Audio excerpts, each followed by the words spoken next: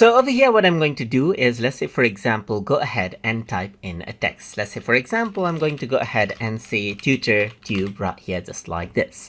So now if I were to go around onto the curve editing tool, you can see that I can actually go ahead and edit out just these individual texts when I were to use this tool. But let's say I want to go ahead and convert this to curves. In that case, you can actually use a script for this. So to do that, you need to go around over here onto tools, then onto script, then choose run script, and then around over here, what you can do is under macros in, you can go ahead and choose convert all to curves. Once you go ahead and do that and hit the run button, you can choose what object you want to convert to curve, like text or shape, and then go ahead and choose the groups and click on convert, and you can see that whatever you may have, like in my case right now there's a text, you can see that as I were on this particular tool, you can see that now it has been turned into curves just like this. So you can go ahead right here just like this, and you can see that I can change around the individual